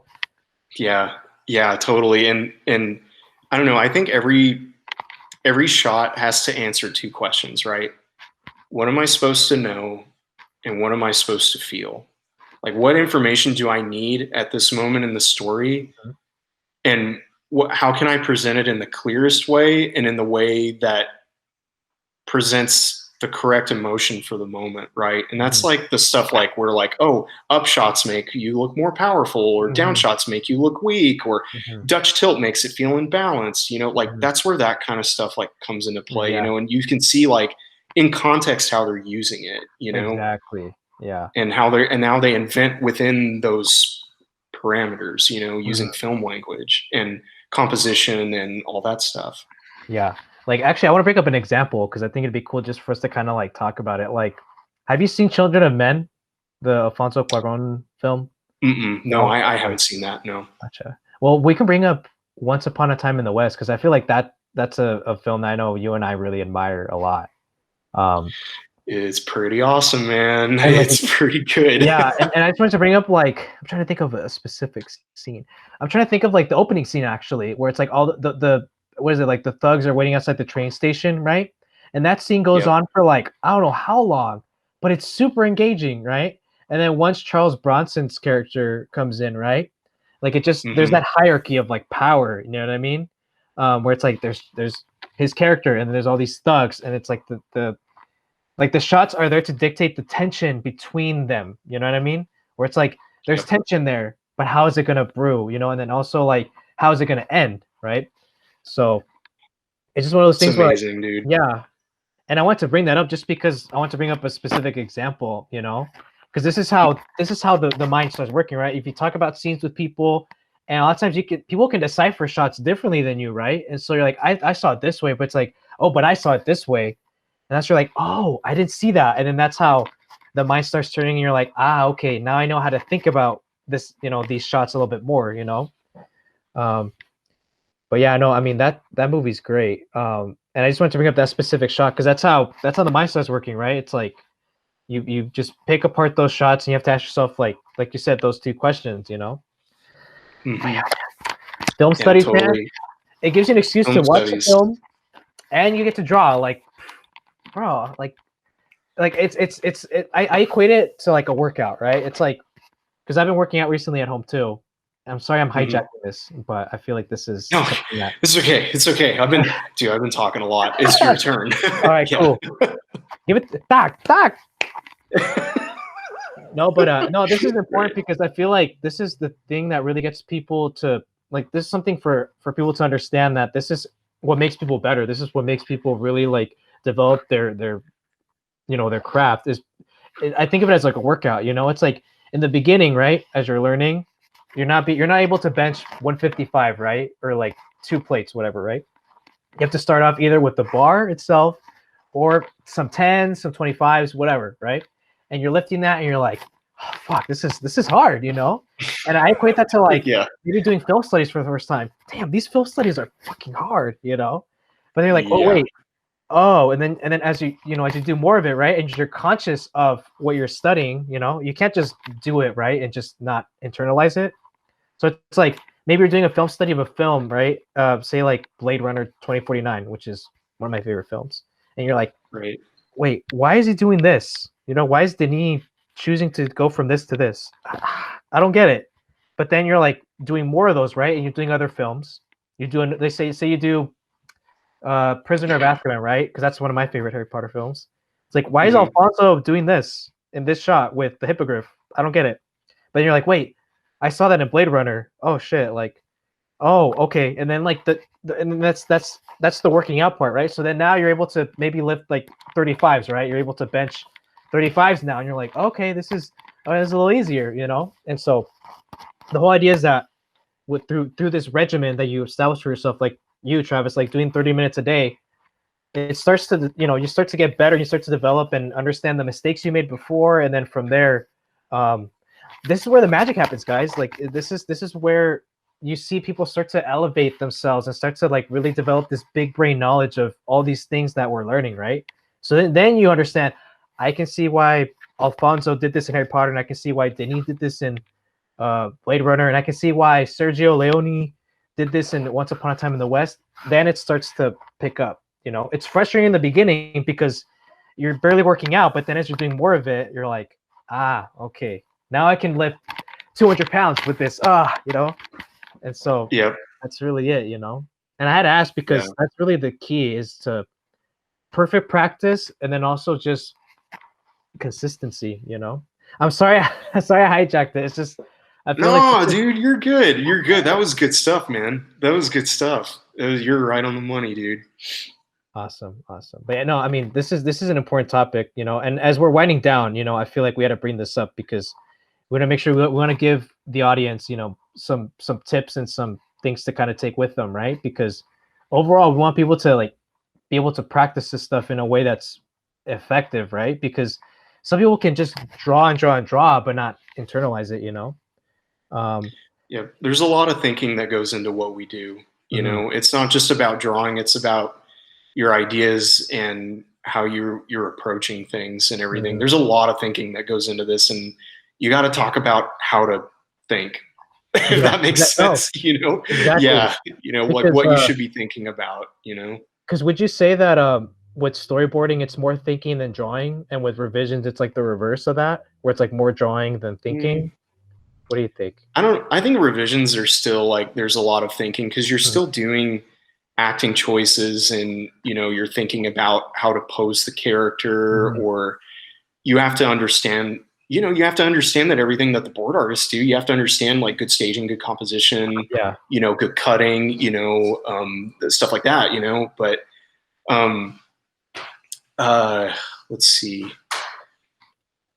where was I going with that? I was going somewhere with that. I think it's with, I would say like between like what's more important, like drawing and your ideas, I'd say it's about like 55-45. Okay. The ideas are just slightly more important than the drawing, because it is a drawing job. Like, we're being paid to draw, and your drawings need to be, you know, appealing and believable, emotionally appropriate, clear, all of that stuff. Drawn, solid drawing, you know, well constructed, all that stuff as much as you can, expressive, all that stuff. But you can have a bunch of pretty drawings that don't say what you need to say. Exactly.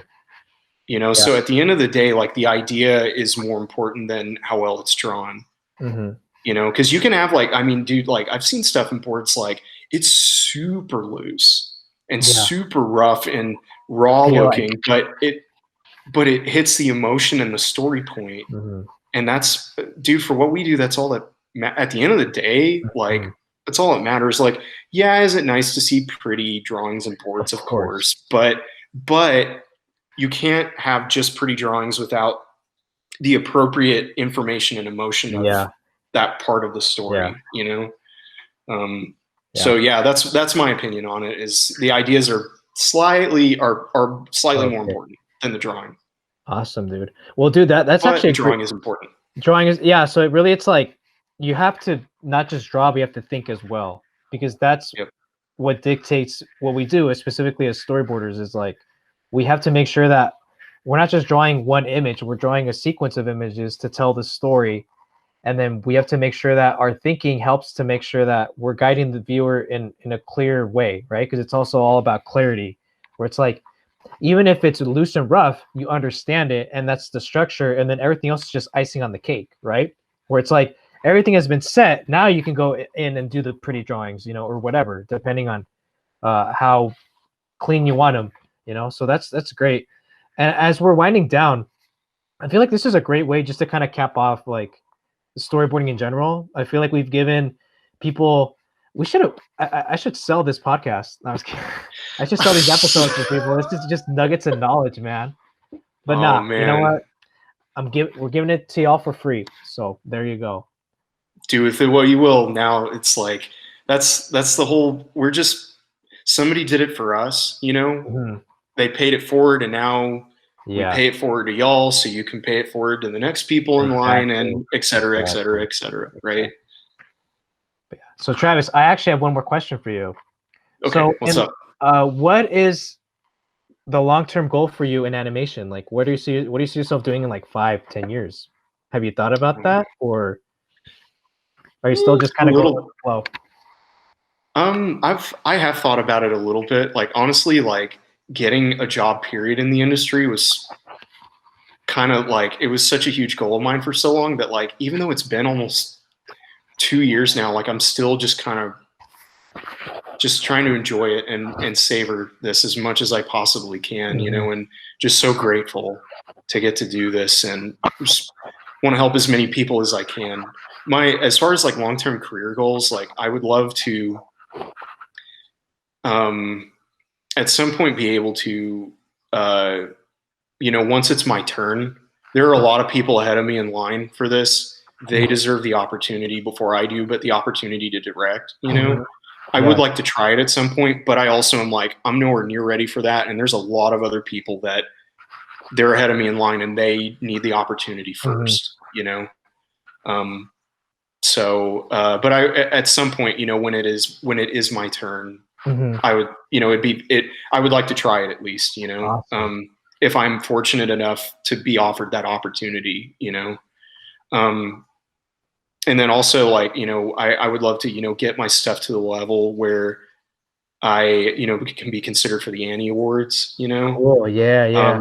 You know, and, you know, cause there's no, you know, I've said this before, you know, there's no greater honor than to be recognized and, you know, acknowledged by your peers. Yeah. These artists that I respect, I have so much respect and admiration for, you know, and like, I think it's such a really great thing that we have with that, you know, and another, but like, honestly, like my bigger goals besides those two are, I would love to have an opportunity to work in feature at some point. Oh, cool. I really would, you know, I would love to at least try it, you know, and like, if I don't like it, then, you know, then at least I tried it, you know? And if I'm, again, you know, this is all like, if I'm fortunate enough to have the opportunity to do these things, you know, because I'm not like, oh, well, it's, you know, I'm not like thinking like, oh, well, it's definitely going to happen. Like nothing's guaranteed, you know, you got to earn that, you know, you got to pay your dues and earn that, you know, pay your dues, bro. Pay your dues. But to be honest with you, more than any of those things though, my main goal is I would love to have the opportunity to teach at some point. Yeah. I would love to, because I was a teacher whenever I was in music school. I taught private lessons and stuff, and I worked with students. I would go to high schools and middle schools and teach kids how to play and stuff. And it was such a great joy for me. And I love giving what I've been gifted with by other people and being able to pass that along to others to help them get to where they want to go, just like somebody did for me, you know? And so that, honestly, that one, the teaching one, is like at the top of my list. And I would just love to be able to work on as many cool, impactful projects as I can that really say something special and really make an impact, a positive impact on the world we live in. You know, I love this quote from one of my artistic heroes, Aaron Blaise. CreatureArtTeacher.com. Creature Art Teacher. He's the man. He says, put beauty back into the world, you know, do our part and to put beauty back into the world. And I always love that. I thought that was so rad. I was like, that's really cool. It's a very profound statement, because it's like, people talk about being realistic and all this stuff. It's like, yes, but again, there has to be this balance, right? Of like, you can take in all the dirty stuff, all the stuff that doesn't make it, like with this current situation, of course, but then it's like, what we can control is what we can bring back, and you know, and that's really great, dude. Yeah, that's a really awesome sentiment, because it's not just, it's a sentiment that isn't naive or anything. It's like, yeah, like you understand the reality, but also you see the beauty in it, you know? It's not just everything's great, you know what I mean? It's like, it's not naive at all, you know? Or it's also not like everything just blows, you know? Yeah, it's like, yeah, everything blows, but also not you know, there's some stuff that doesn't blow, you know what I mean? So it's finding that, being okay with having those pessimistic moments, but then also being like, you know what?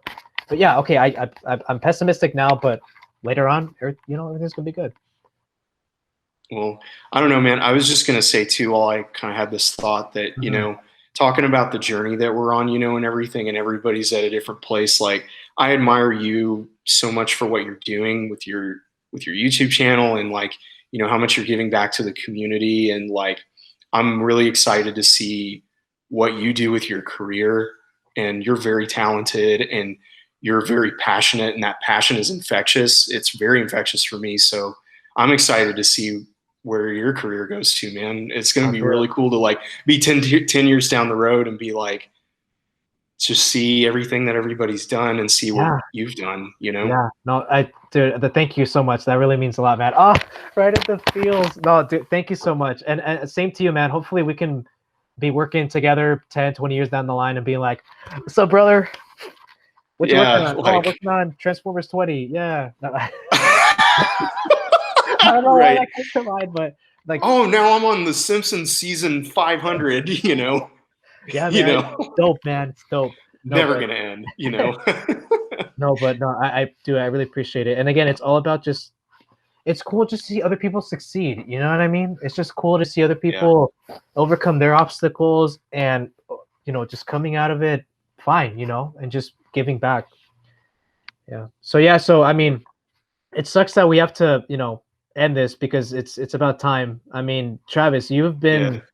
an incredible, incredible guest. And I mean, I'm so fortunate to have, know you as a friend, like a true friend, and it just sucks that the pandemic hit, but I mean, hopefully down the line we can, see each other in person again. But We Travis, will. so for our audience, where can people find your work? If they're interested to see what you got, like where can people find you on social media? So I am on Instagram and Twitter. It's the same Okay. handle. It's Travis Marks Art. It's Okay. my first and last name and then art. Travis Marks Art. Um, Cool. yeah, so I'm on Instagram and Twitter, and yeah, that's pretty much it. That's where I live these days. Cool. Is on Awesome. there. Yeah, And you have a so link to your portfolio on there, right? On your Instagram?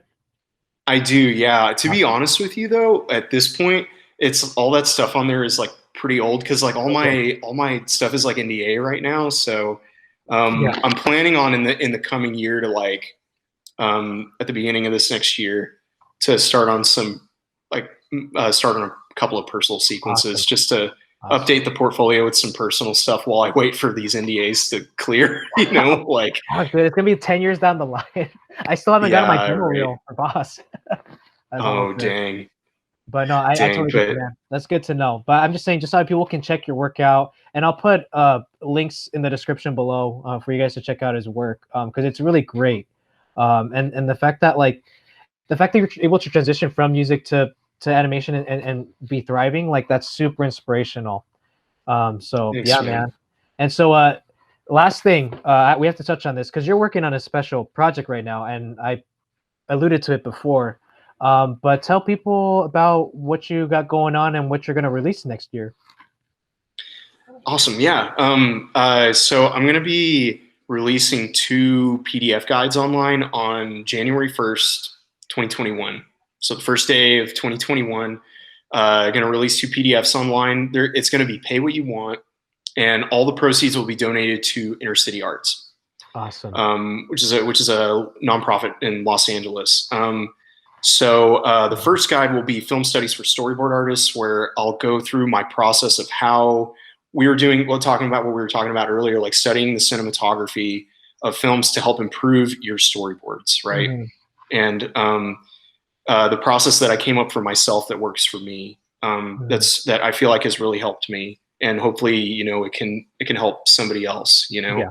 And then the second PDF is going to be taking that process that I came up with, and we're going to apply it to the opening sequence of Once Upon a Time in the West, which I think is a masterful film. I think if you're going to study storyboarding, that movie has every trick in the book used in Yeah. incredibly appropriate ways. Hmm. And anyway, so we'll go through the whole opening sequence shot by shot. We'll identify all of these things: the compositional elements, the filmmaking elements. What information are we getting from the shot? What emotion are we getting from the shot? And overall through the whole sequence, Hmm. like what makes this such a great piece of storytelling and filmmaking, you know, and what can you learn from that to apply to your own work? And yeah, so I'm working on it right now. The first one is, as this is being recorded, it's like working on the first one, should be done with it soon, and then the second one will be coming out. So they'll both be out January 1st, 2021. Awesome. And will they be out on Gumroad? Like what I need to find a platform for that. I'm still working that out, but they'll be on something like that, though, similar, like Gumroad or something like that. Awesome. To where you can just, like, you know, drop whatever you want to pay in there, and then you just download the PDF and you got it, you know. Dude. So people, please don't miss out on that. Like, that sounds amazing. I'm definitely gonna get that too. That sounds fucking great. And again, you know, like you are really a testament to like hard work and, like, you know, just the embodiment of, you know, kindness and empathy and everything. And Travis, it was such a pleasure and honor just speaking to you again. I mean, you know, as a friend too, because it's been so long since we've seen each other, but it was such an honor and pleasure getting to talk to you and just talking storyboarding and just being a cool dude all around. Like, seriously, like, you talking about this stuff resonates with me so much, and I'm just so glad that your heart's in the right place, and I'm really looking forward to what you got down the line, man. Like, I reciprocate your thoughts, you know, my thoughts to you, man. Like, seriously, it's been a pleasure. Oh, dude, that's right back at you, man. That's all really nice of you to say, and I really appreciate it. And same to you. You know, I value our friendship, and I'm so glad that we got to meet and, like, see each other again finally after like so long, you know. And yeah, you know, it's right back at you, man. You know, I'm excited to see what you do, and, you know, your attitude and your approach to everything, I think is like really awesome and something to aspire to, you know. And yeah, you know, I don't know, man, like I've just been really blessed in my life and really lucky, and I don't take anything for granted that I've been gifted, you know, and I just want to give that back in any way I can and help as many people as we possibly can. Right. Yeah, for sure, man. Well, Travis, thank you so much for taking the time out of your day. I know it's like 6:25 there, right? It's already getting a little late. Yeah. It's about dinner time, man. It's time for time for some barbecue, you know. Of course, it's all Texans love barbecue, right? Right. Oh, man. Right.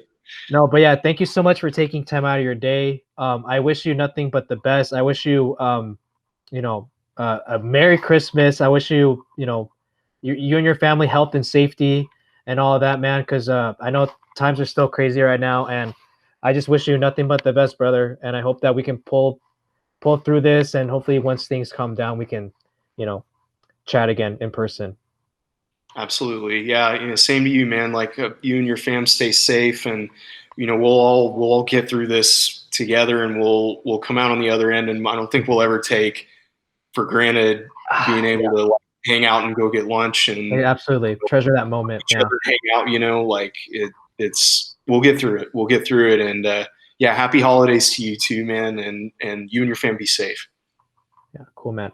Well, that's it, everybody. I mean, y'all just saw you know, witnessed history in the making with two bros just dumping wisdom on y'all. So thank you guys for watching. You know, same, you know, like, comment, subscribe, whatever, but also more importantly, pass this along to anybody who you feel would benefit from this. I just want to make sure you guys are getting this info and learning and feeling inspired by this. So I'll see you guys hopefully in another podcast or in another video. All right. Ciao, everybody. Stay safe out there. Later, y'all. Wear your masks. Follow CDC guidelines, please. Do it. We can get through this together, y'all. We will get through this, y'all. Let's get it. All right. Love you, brother. I'll see you later, man. All right. See ya.